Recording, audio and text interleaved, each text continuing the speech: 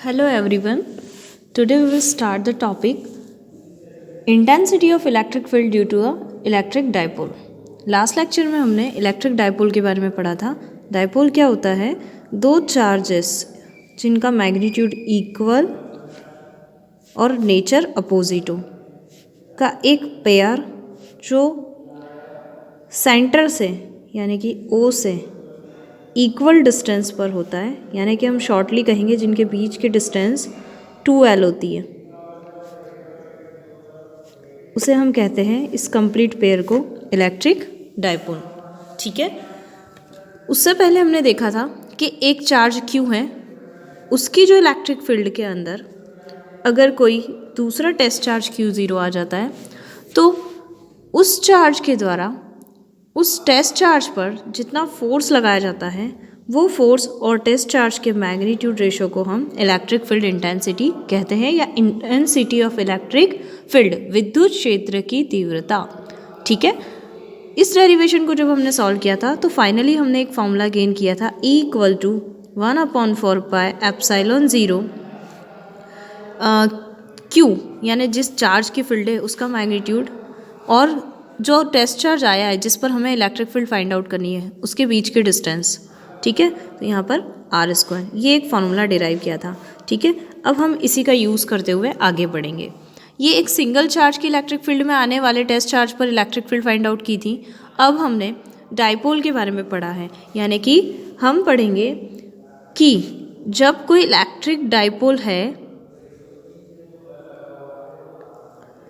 तो उनके बीच में, उनके आसपास एक ऑटोमेटिक इलेक्ट्रिक फील्ड जनरेट हुई होगी, और उस इलेक्ट्रिक फील्ड में वो डाइपोल की पहले हम एक्सिस पर, जहाँ पर उसकी एक्सिस है वहीं कहीं पर एक पॉइंट P एज्यूम कर उस पर्टिकुलर इलेक्ट्रिक फील्ड के द्वारा इस पर्टिकुलर पॉइंट P पर एक टेस्ट चार्ज लाकर रख देते हैं और उस पर इलेक्ट्रिक फील्ड फाइंड आउट करेंगे. यानी आपका क्वेश्चन है intensity of electric field due to a electric dipole. अब उसके दो पार्ट हो जाते हैं. फर्स्ट पार्ट कौन सा है? एक्सियल. ठीक है. एक्सियल पोजीशन,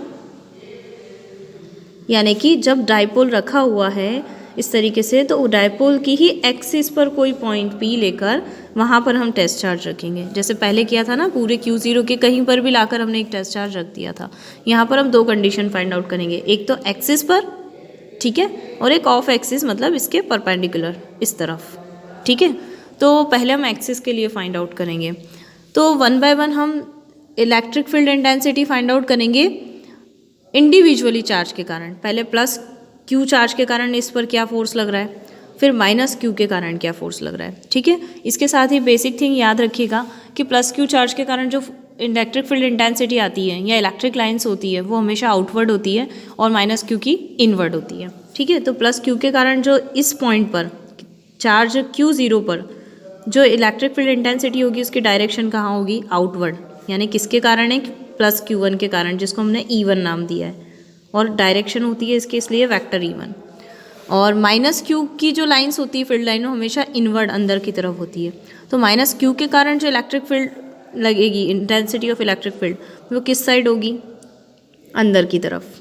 तो इसकी डायरेक्शन E2 नाम से रिप्रेजेंट कर रही हूँ, माइनस Q की फील्ड को और प्लस Q की फील्ड को E1 से.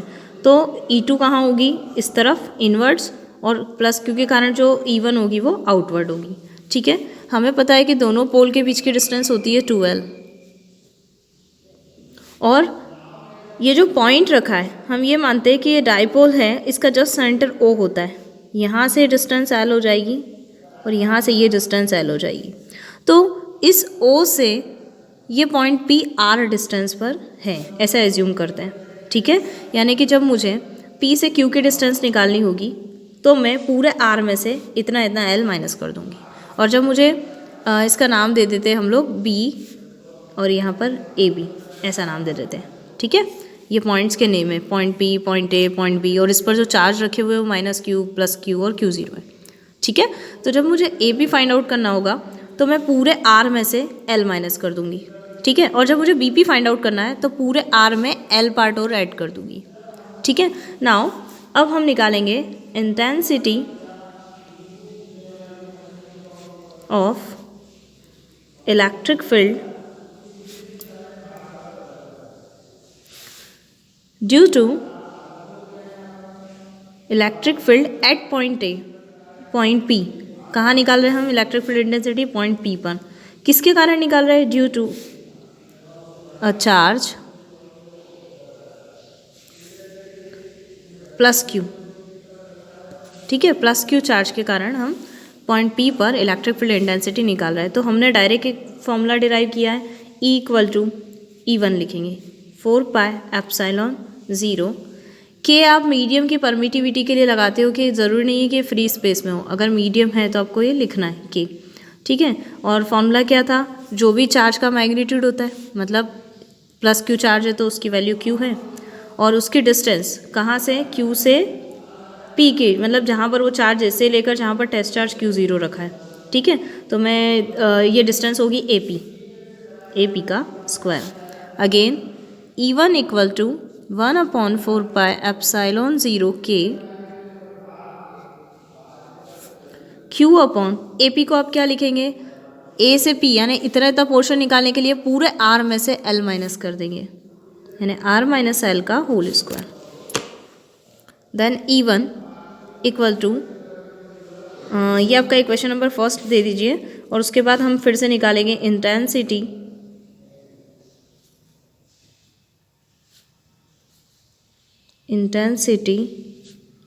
Of electric field at point P due to minus Q charge. किसके कारण निकाल रहे हैं हम? माइनस क्यू चार्ज के कारण। ठीक है, अब माइनस क्यू चार्ज के कारण क्या होगी इंटेंसिटी ऑफ इलेक्ट्रिक फील्ड? देखिए E2 equal to 1/4 pi epsilon 0 के। माइनस क्यू चार्ज का मैग्नीट्यूड भी क्यू ही रहेगा, मैग्नीट्यूड की बात करें तो वैल्यू क्या होगी? क्यू। और डिस्टेंस क्या होगी? माइनस क्यू से लेकर तो जहाँ पर वो चार्ज रखा है, यानी बीपी का square. Again E2 equal to 1/4 pi epsilon 0 के q upon are plus L का whole square. That is your equation number second. ठीक है, एक बार देख लीजिए आप कि बी से पी की अगर डिस्टेंस अगर हम देखेंगे तो क्या होगी? पूरे डिस्टेंस को मेज़र करना है, पूरी आर में एल और जोड़ेंगे। देखिए ये डिस्टेंस है हमारी आर, उसमें एल को और ऐड किया है। ठीक है, नाउ ये तो आपका हो गया इक्वेशन फर्स्ट और सेकंड। अब टोटल इलेक्ट्रिक फील्ड निकालना है, क्योंकि देखिए एक फील्ड आउटवर्ड है और एक फील्ड इनवर्ड है। ठीक है, तो यहाँ पर दोनों का रिजल्ट चाहिए ना हमें, तो कि टोटल डायपोल के कारण क्या लग रही है, तो डायपोल में इंडिविजुअली चार्जेस के कारण हमने निकाल ली इक्वेशन फर्स्ट और सेकंड। अब हमें तो ओवरऑल इफेक्ट देखना है कि पूरे डायपोल के कारण क्या इलेक्ट्रिक फील्ड इंटेंसिटी है। ठीक है, तो टोटल इलेक्ट्रिक फील्ड इंटेंसिटी क्या होगी? देखिए टोटल के लिए हम E लिखेंगे, E इक्वल टू, अब देखो एक बाहर की तरफ जा रही है E1 और दूसरी E2 अंदर की तरफ है, यानी जब दोनों अपोजिट डायरेक्शन में होते हैं तो इनका सॉल्यूशन होता है माइनस से, और दोनों सेम डायरेक्शन में होते हैं तो उनके बीच में एडिशन होता है। ठीक है, ये जनरली आपने बेसिक पढ़ा होगा वेक्टर की प्रॉपर्टी में। ठीक है, जब फोर्स को भी हम कैलकुलेट करते थे, दो फोर्स अपोजिट होते थे तो माइनस होता था और जो बचता था वो रिजल्ट है, और दो एक ही डायरेक्शन में होते हैं तो दोनों का एडिशन होता है। ठीक है, तो यहाँ पर इलेक्ट्रिक फील्ड इंटेंसिटी दोनों अपोजिट डायरेक्शन में है, तो E इक्वल टू क्या रहेगा? E1 minus E2। अब आप पूरी इक्वेशन जैसे मैथ्स में सॉल्व करते हैं वैसे सॉल्व करना है।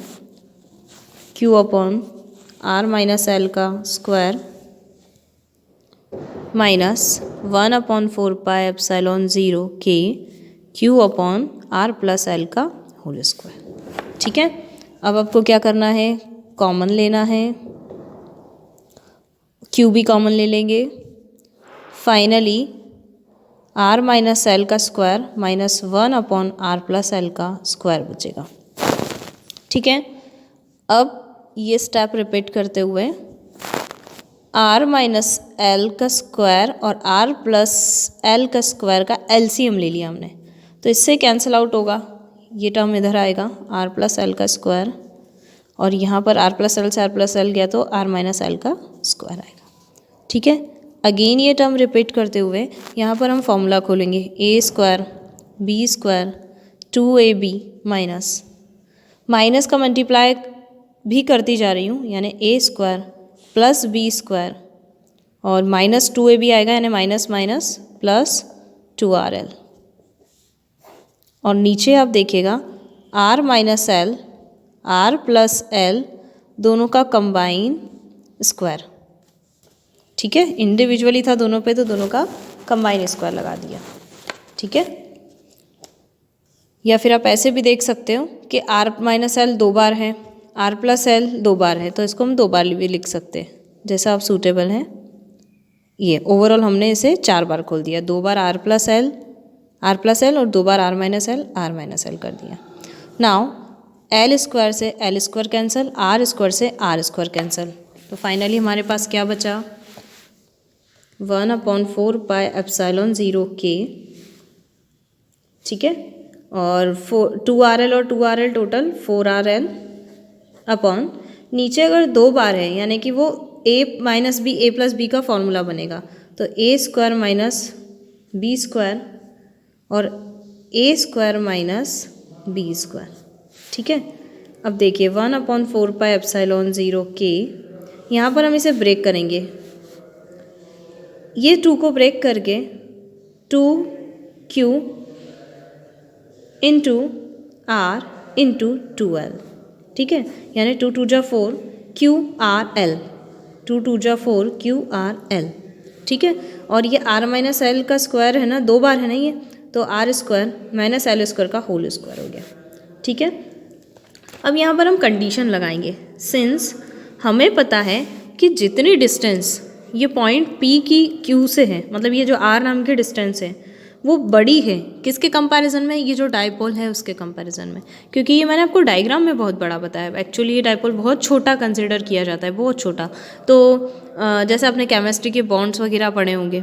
ठीक है, तो यहाँ पर ये जो L है ये R से काफ़ी छोटा है, तो R is very very greater than, या फिर L is very very less than to R। ठीक है, सो L इज़ नेग्लेक्टेड। ठीक है, अब देखो, अब इसके बाद जो L है उसको नेग्लेक्ट कर देंगे, तो नेग्लेक्ट करने के बाद क्या होगा, उसको हटा दिया जाएगा, तो r की पावर 2 2 जा कितनी हो जाएगी 4, यानी कि 1/4 पाई एप्सिलॉन 0 k। अब देखो यहाँ पर हमने डाइपोल मोमेंट को पढ़ा था, डाइपोल मोमेंट क्या होता है Q इंटू 2l, यानी कि दोनों में से किसी एक पोल की स्ट्रेंथ और दोनों के बीच के डिस्टेंस को हम क्या बोलते हैं डाइपोल मोमेंट। तो सिंस यहाँ पर एक और पॉइंट लिखिए P इक्वल टू, यानी dipole moment equal to Q into 2l भी होता है, तो डायरेक्टली हमें क्या लिखना है 1/4 पाई एप्सिलॉन 0 2r और इनकी जगह P लिखना है, यानी 2rp अपॉन, ये नेग्लेक्ट हो गया तो r की पावर 2 2 जा 4। ठीक है, देन 1/4 पाई एप्सिलॉन 0 k, एक r से ये r कैंसिल हुआ तो r टू द पावर 3 बचा, तो 2p अपॉन r क्यूब। यही आपकी टोटल इलेक्ट्रिक फील्ड इंटेंसिटी है, कब, due to the electric dipole. ठीक है, ऑन एक्सियल पोजीशन, ये भी याद रखिएगा। एक्सियल कंडीशन की बात करते हैं तो ये निकलती है। अब वैसे ही आपके सिलेबस में एक और है कि जब इलेक्ट्रिक डाइपोल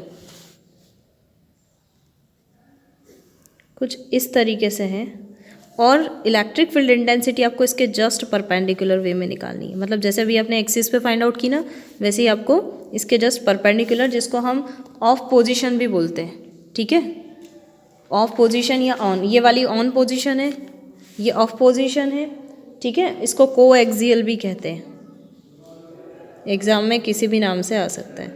तो को एक्सियल पोजीशन की बात आए, यानी कि यहाँ पर आपको जो भी डाइपोल है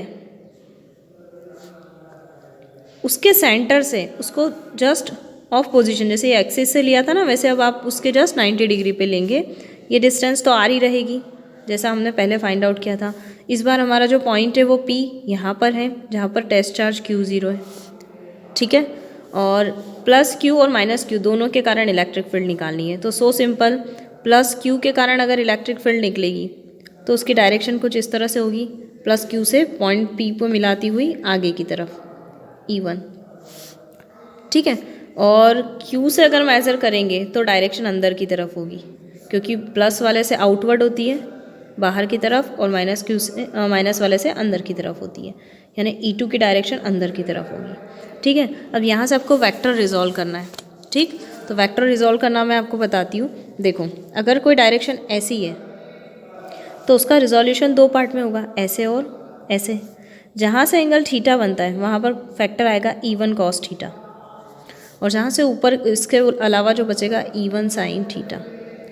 दूसरी वाली डायरेक्शन जो है इसमें वो नीचे की तरफ है E2, तो यहाँ पर भी रिजोल्यूशन होगा दो पार्ट में, ऐसे और ऐसे। इस तरफ आएगा जो थीटा एंगल बनता है, इस तरफ आएगा E2 कॉस थीटा, और इस तरफ आएगा E2 साइन थीटा, ठीक है। तो यहाँ पर जो कंडीशन बनती है वो कुछ इस तरीके से बनती है। डायग्राम हौश पौश हो जाएगा, इसलिए मैंने आपको अलग से बता दिया कि ये इस तरीके से E1 कॉस थीटा और E2 कॉस थीटा दोनों यहीं पर आते हैं, दोनों के एंगल थीटा यहीं से बनते हैं।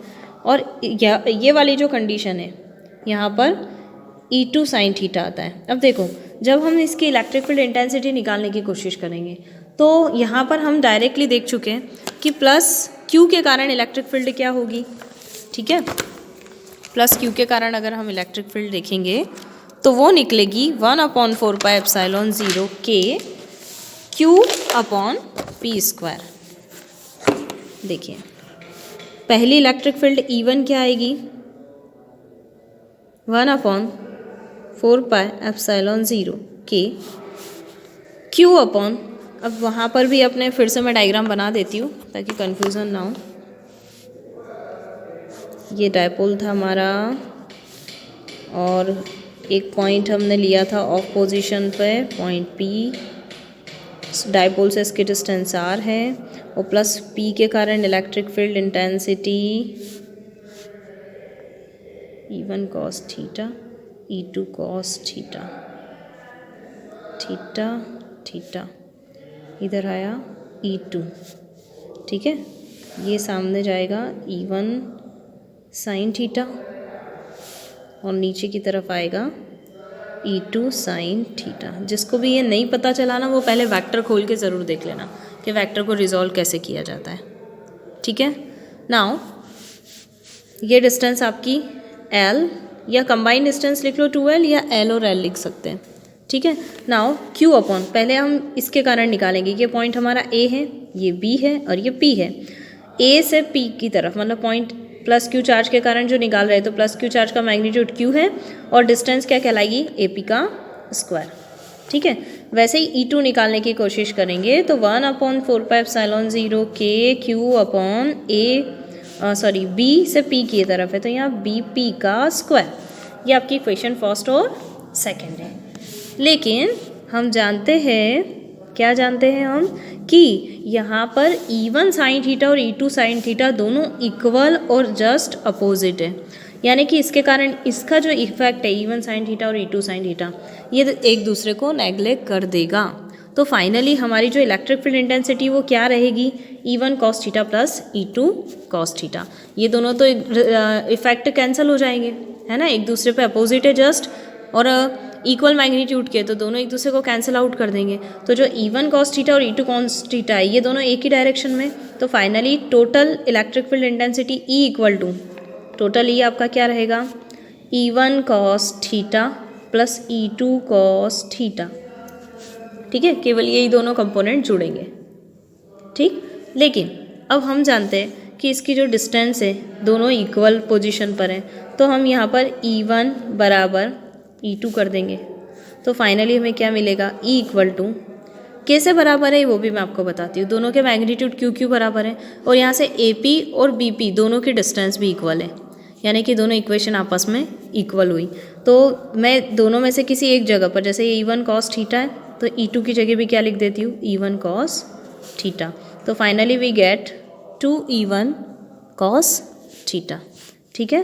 तो total E equal to 2, E1 की जगह हम वैल्यू पुट कर देंगे 1/4πε0 k Q अपॉन AP का स्क्वायर।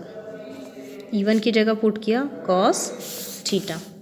ठीक है, अब यहाँ में एंगल से कोई मैटर नहीं करता, हमारा मेन मोटो क्या है, वैल्यू निकालना, फाइंड आउट करना डिस्टेंस को। तो 2Q/4πε0 k, अब देखो AP की वैल्यू यहाँ हमें रखनी है। ठीक है, तो क्या रखेंगे 1/AP की जगह AP को फाइंड आउट करना है, AP का स्क्वायर। तो देखिए AP एक क्या है, राइट एंगल ट्राइंगल है, कुछ इस तरीके से APO। ठीक है, ये 90 डिग्री है। यहाँ आपको R की वैल्यू, R पता है, यहाँ से आके डिस्टेंस होती है, यहाँ से L डिस्टेंस होती है। अब आपको यहाँ पर पाइथागोरस थ्योरम लगाना है, तो PGT से क्या पता चलेगा आपको कि AP का स्क्वायर यानी हाइपोटेनियस का स्क्वायर जो है वो बेस के स्क्वायर प्लस परपेंडिकुलर के स्क्वायर के इक्वल होता है, यानी R के स्क्वायर प्लस L के स्क्वायर के इक्वल होगा। तो AP की जगह मैं direct R square plus L square रख देती हूँ। ठीक है, कॉस थीटा की बात आती है, तो ये एंगल आपका थीटा है, तो कॉस थीटा कितना होता है, यहीं से निकाल लेते हैं, बेस अपॉन हाइपोटेनियस। बेस कितना है, L। ठीक है, और हाइपोटेनियस की बात करते हैं तो अभी हमने निकाला R square plus L square को हम हाइपोटेनियस कहते हैं, और यहाँ पर स्क्वायर नहीं है तो हम लिखेंगे √R square plus L square. ठीक है, ये आप देखिए, ये हमने PGT लगा दी, वैल्यू निकाल लिया, हाइपोटेनियस का स्क्वायर इक्वल टू R का स्क्वायर परपेंडिकुलर प्लस बेस का स्क्वायर, जिसकी वैल्यू हमने यहाँ पुट कर दी। और कॉस थीटा की भी वैल्यू चाहिए हमें, तो वो भी हमने इसी ट्राइंगल से निकाल ली। कॉस थीटा क्या होता है, बेस अपॉन हाइपोटेनियस होता है, तो बेस की वैल्यू कितनी है, L, और हाइपोटेनियस की अभी फाइंड आउट किया R square plus L square, पर वो AP स्क्वायर है। आपको सिर्फ यहाँ पर क्या पूछा है, सिंपल हाइपोटेनियस, तो आपको यहाँ पर सिर्फ AP निकालने के लिए अंडर रूट लगाना पड़ेगा, √R square plus L square. तो कॉस थीटा की जगह L upon √R square plus L square लग गया। ठीक है, अब बहुत सिंपल है, 2Q/4πε0 k L, देखो R square plus L square है तो सिंपल पावर 1 हो गई, और जब भी कोई चीज़ अंडर रूट में होती है तो उसकी पावर कहलाती है 1/2। तो 1 और 1/2 कितना होता है, टोटल 3/2, तो R square plus L square की पावर 3/2। सिंस, अब देखो अगेन Q इंटू 2L, जिसको हम बोलते हैं dipole moment, electric dipole moment, तो इसकी वैल्यू हम डायरेक्ट रख लेते हैं P। रीज़न लिख लेते हैं कि P क्या होता है, Q इंटू 2L होता है। ठीक है, उसके साथ ही हमने पढ़ लिया कि R जो है वो बहुत बहुत बड़ा होता है L से, तो L को नेगलेक्ट कर देंगे, तो finally we get R square की पावर 3/2। अब पावर 2 से 2 कैंसिल, R³ बचा, तो 1/4πε0 k P/R³। ठीक है, तो ये एक्सियल और को एक्सियल थी, जो कि मोस्ट इम्पॉर्टेंट डेरिवेशन है। मैं आपको रिवीजन करवा रही हूँ फिर से, यानी आगे भी आपको पढ़ते जाना है, और इन चीज़ों को जिनको प्रॉब्लम आ रही है उनको रिवाइज करते जाना है। ठीक है, तो आप लोग इसे देखिए, देन नेक्स्ट लेक्चर में हम इसके आगे वाला डेरिवेशन कंटिन्यू करेंगे।